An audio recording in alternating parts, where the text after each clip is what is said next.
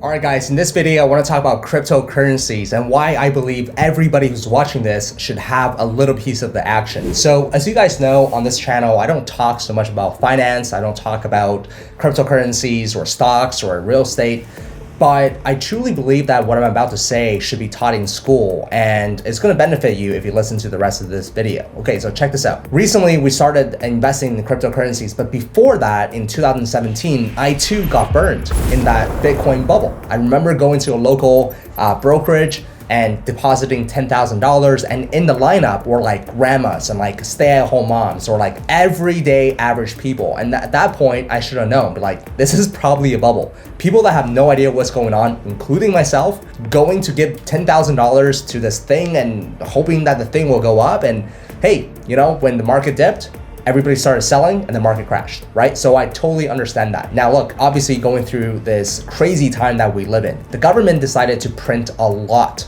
of money, a lot, trillions upon trillions upon trillions. I don't really understand cryptocurrency all that much, but I do understand supply and demand, right? And I'm sure you do as well. When there's an oversupply in something, that means the price of something, the value of that thing will come down. So let's think about this. Now there's an oversupply of cash. There's an oversupply of money, Canadian dollars, US dollars. So what does that do to the actual value of cash? Well, it devalues it. And we're seeing this right now, right before our eyes. And people are not talking about this. Look at the stock market. Look at the real estate market. It's going more and more, it's becoming more and more expensive to buy into these different asset classes. What is that? Is that something called inflation? Just because your avocado or your coffee didn't go up, it does not mean that inflation is not happening right before our eyes. So the reason why I'm investing in cryptocurrencies is because the money that you have in the bank right now, it's literally melting away. It's literally losing money every single day that the cash is sitting there. Now, I'm not saying that cash is completely useless. We still live in a very much cash society and you have to buy things and you have to pay for things using cash. However, I do believe that it's becoming a lot less valuable.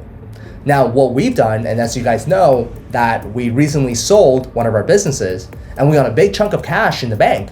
And my girlfriend and I decided to sit down and say, hey, how are we gonna invest this money? So this is one of those things where people don't teach you in school, but I really believe this is really, really important, especially in the investing world. It's something called asset allocation. So let's say you have this pie. Let's say you have $1 million. Now, what we're gonna do is we're not gonna put $1 million into real estate, $1 million into the stock market, $1 million into cryptocurrencies. In fact, we're gonna chop this pie up, right? So how we chop the pie up is into essentially 4 pieces. Piece number 1 is the stock market. We're gonna put 30% of our net worth into the stock market over time. It's not like, hey, we're gonna put 30% into the stock market and that's all going in today, right? We're dollar cost averaging it. But that's gonna be our dedicated amount. Number 2 is real estate. We started buying some real estate and I'll talk more about that in a different video. I found a really interesting business model in the real estate game where it's generating a lot better returns than your traditional long-term rental. Number 3 is cryptocurrencies. Now we're only putting 10% of our net worth into cryptocurrencies because we believe that it's a good insurance to buy. It's a good hedge against the value of fiat, aka your money in your bank. And the rest of it, 20%, 30%, we're keeping it as cash, just in case that obviously, hey, if we need it for a rainy day, if we need to buy this, or we need to buy that, we still need some cash left. So that's how we divided up our pie. So the point I'm trying to make in this video is that you don't need to spend all your money and put it all into cryptocurrencies. You don't need that. Let's say every single month you make $5,000, put $100 into cryptocurrencies, $200 into cryptocurrencies. That's not gonna make you broke. If you lose that, if cryptocurrencies go to 0, nothing's really gonna happen to you. However, if it goes to the moon, right, then that's obviously a very good thing. So I think everybody should start thinking about investing in cryptocurrency in more of an asset allocation way, where you're not going balls to the walls and go YOLOing like a bunch of idiots on Reddit.